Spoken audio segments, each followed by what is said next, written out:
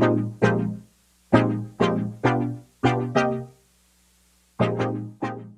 to TheFinanceStory.com. In our series titled Money and Me, we focus on the essentials of how a leader manages personal wealth. Today, we have Swarup Mohanty, who is the CEO of Mirae Asset Investment Managers. He's worked in some large companies like TATA Finance, Kotak, Religare. How are you, Swarup? Hi, Vishal. I'm doing good. Thank you for having me. Absolute pleasure to be with you. I really want to start off with how you fell in love with finance, right? You finished your bachelor's way back in 92. And who influenced you with money? And how did you start, getting into this whole aspect of managing money? Yeah, I'm born to two zoology professors.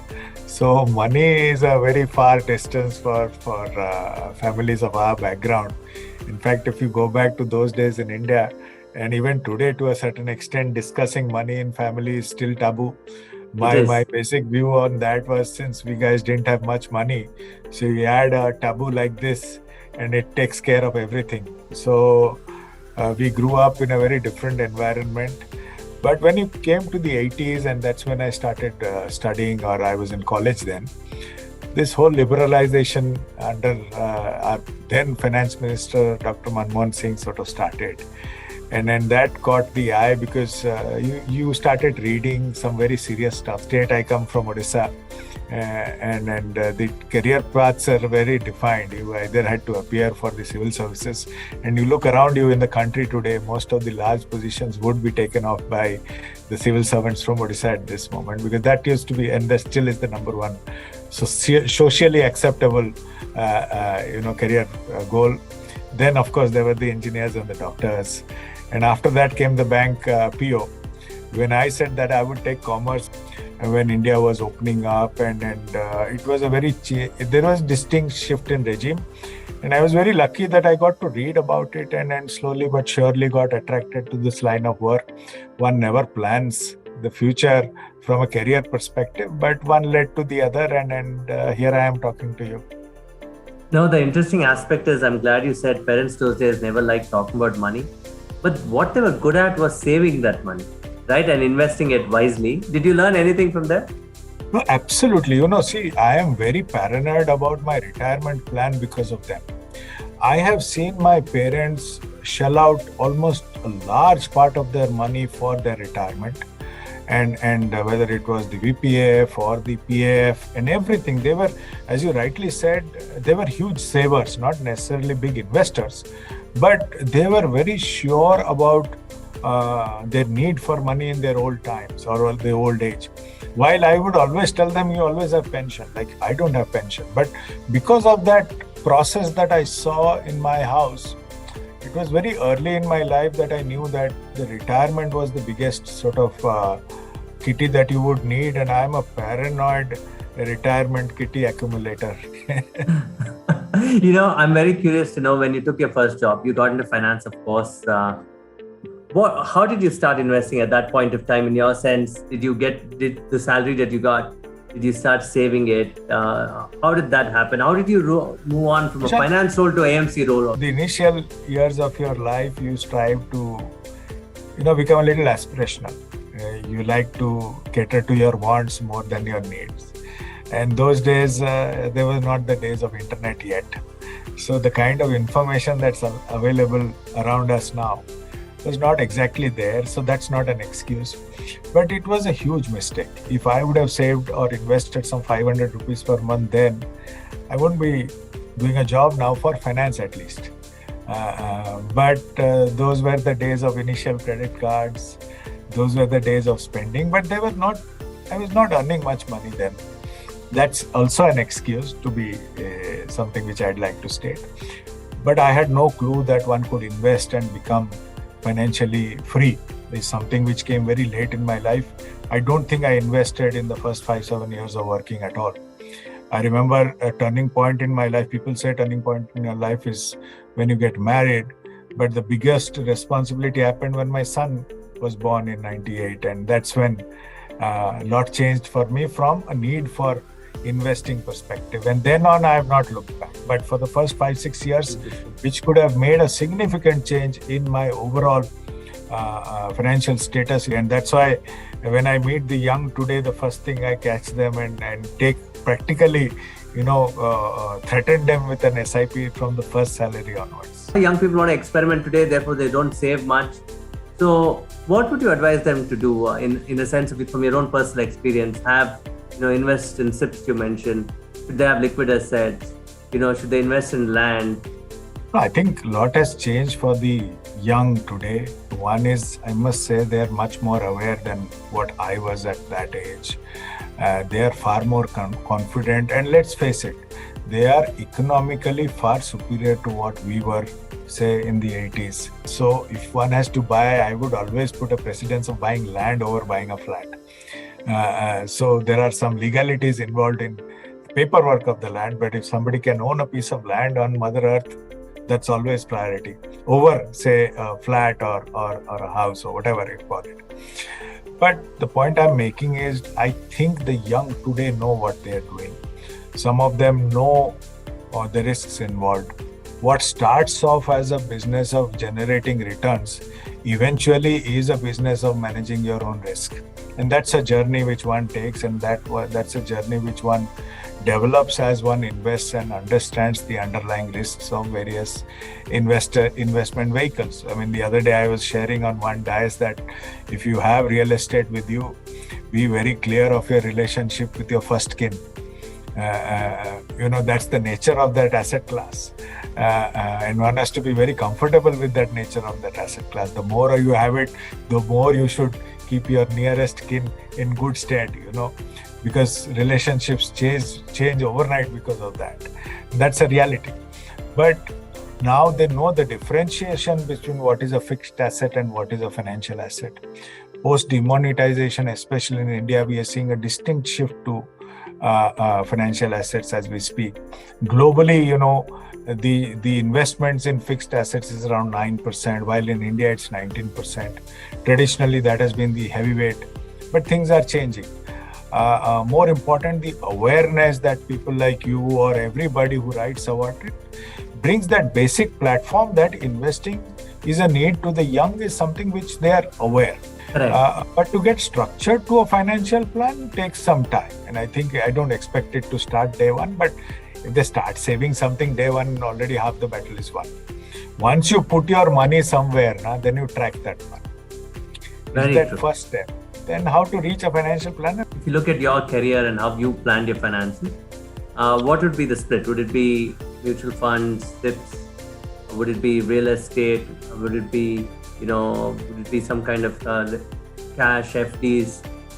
See, like I said, I've learned over the years. Initially, I also came with that big,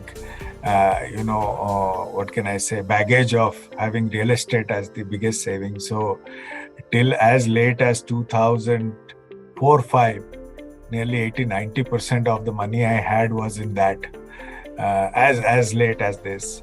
But then I cleaned it off, and today I'm 100% financial asset person. The house I stay in is the only real estate I own. I don't intend to own anything else.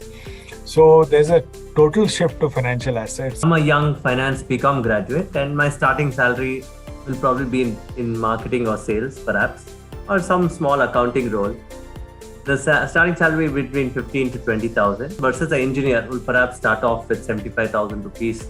What would you recommend people of different income levels at the graduate level? How should they save? So the first basic thing is people make this mistake that of understanding that you need a lot of money to invest. That is not correct, especially to say graduates who are from, say, commerce and who know how to learn balance sheets or understand balance sheets. For them, understanding company balance sheets is not something which is very large from a scope of work perspective compared to that to a civil engineer. Not that I'm not saying that civil engineer cannot. A lot of fund managers today are actually basic engineers who come from that side. But you should back yourself in trying to figure out which are the good companies in the country. And then buying a large company is not a lot of money one stop. Or buying a fund or starting an SIP is not a lot of money. You can start an SIP in some funds at 100 rupees also. The point I'm making is don't underestimate the value of any money in the capital markets, even if it is 500 rupees or 1,000 rupees. Don't underestimate what that money will compound to over a period of 20, 30 years. More important is that 500,000 rupees than anything else. So start with whatever you have. I mean, if it is 20% of your take-home salary, that should be ideal to start with. There's no formula to it. Typically, people say income minus spending is your investing. Now, if you take that as the formula, then there are enough avenues to spend. Okay. So what can happen or what can risk be income plus your spending plus your credit card will lead to rotation of minimum amount on your credit card. Well Don't said. fall for that trap. Income minus investment will be your spending is a better way to start. It's a slightly rigorous thing to start with because you'll say, ki, boss, kaam karna chalu kiya, and now you're saying I have to not enjoy my salary. That's not fair. But if you look at the rising costs around you, the amount of money which you will need at that age is far higher than what I will need at my age. What is the strategy for the 40-year-olds now? Net 40 year retirement is just 20 years later. So typically you work for 25 to 30 years or 30, 35 years to take care of your next 25, 30 years. Now, because of hospitalization benefits and all, your lifespan is also increasing. And it is shocking to see, and because we don't have social security like US, you have to have your own income. So I can, without checking many 40-year-olds, I can say with a fair amount of confidence that the need for that amount, people are clueless about. And when I put an amount, they either tell me that you're joking, and they tell me, how will I get that much money? I get that. So many people want to put aside 1 crore. And when I say this in a very simple term, that 35,000 rupees SIP at 10% top up, at 10% return gives 1 crore in 10 years. But many people will maintain this discipline of doing this top up for 10 years, hence very few people reach that crore. But the need for investing is as on yesterday, or the urgency to invest is as on yesterday. That's how large this need is for the retirement kitty, which is accumulating because the costs of medical, the costs of basic things around you, and we are looking at petrol. And hence the need for investing has to be very, very acute, and sooner that is realized, the better it is for them. So the secret guide is 35,000 rupees, guys. That is what you have to do per month to reach a lovely goal of maintaining a lifestyle. Top it up by 10% every year. That is 3,500 more. Correct. And so on. At just a 10% return, which is doable, I think, in the capital markets. There's a lot of spending. I look at the youth today, it's leverage, right? What are your thoughts on that? See, it's very easy. Somebody will say, I need 1 crore, suppose, and I have this many years. You divide it, you arrive at a monthly installment of this much. It's very easy. It's mathematics. It's not rocket science. But 99% of world financial plans fail because nobody maintains that kind of discipline for 10, 15 years. If you can control your behavior, you will make money, not because markets will make money. The key to making money is your own behavior and your discipline. It takes some time to get that. And India is in a level where, think of it, even if we someday will cross 5 trillion, right? If not 2 years later. That means this entire country's economy will double. If the economy doubles, the fund managers will only give you better than that return. So it's no rocket science to conclude that Indian financial markets or capital markets will create wealth for people. What are some of the hardest lessons that you've learned about money? It can be 1 or 2, or it can be even 3 or 4. I think that was the first and still my biggest lesson of not starting early or missing that compounding of 7 years. Is weighing down so much on my need to invest now, and it's made my investing life actually tougher. It should have been a cakewalk for me. I mean, at one point of time, I was standing up on stage and making a presentation on financial planning. I felt like a fool saying that, I'm talking about this. Am I actually practicing it? I can make your investing journey very, very easy if you start at that age, is the point I'm making. The second lesson is not catering to goals. I think which also came a little late. I did not know why I was investing. I'm investing.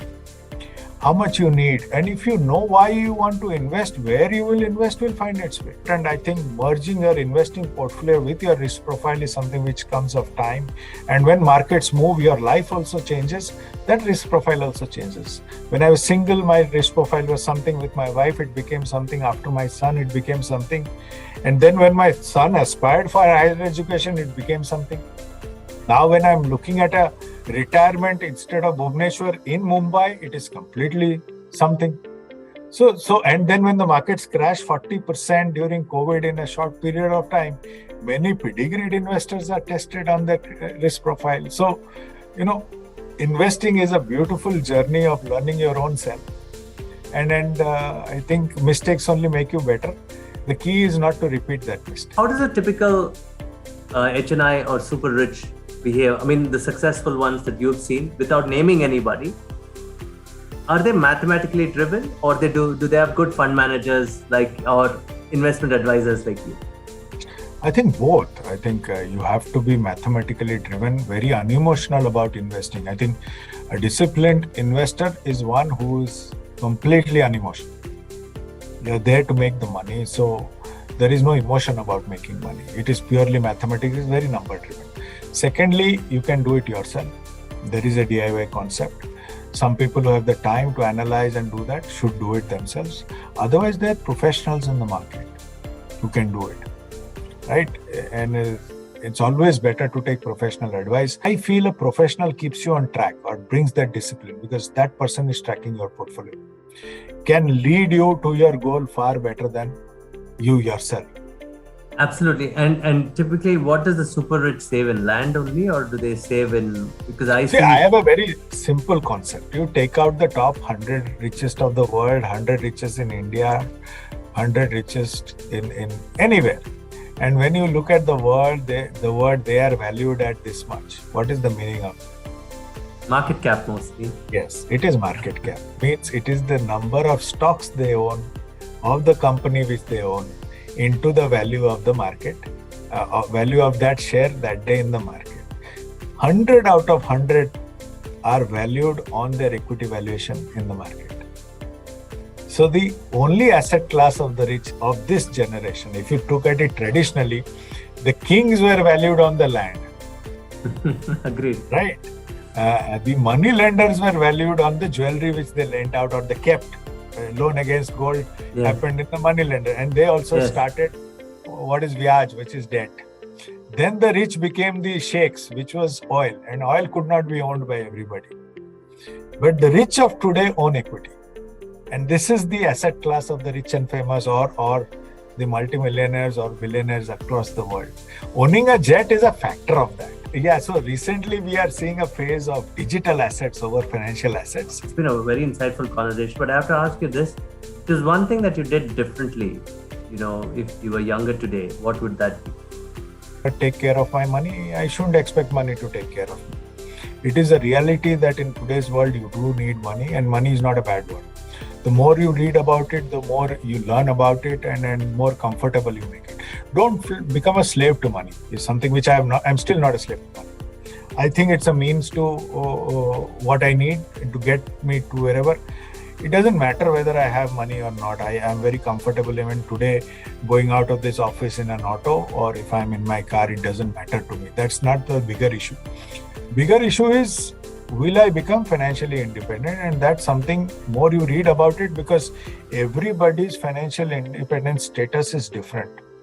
Hence, everybody's financial plan is different. And that is very personal.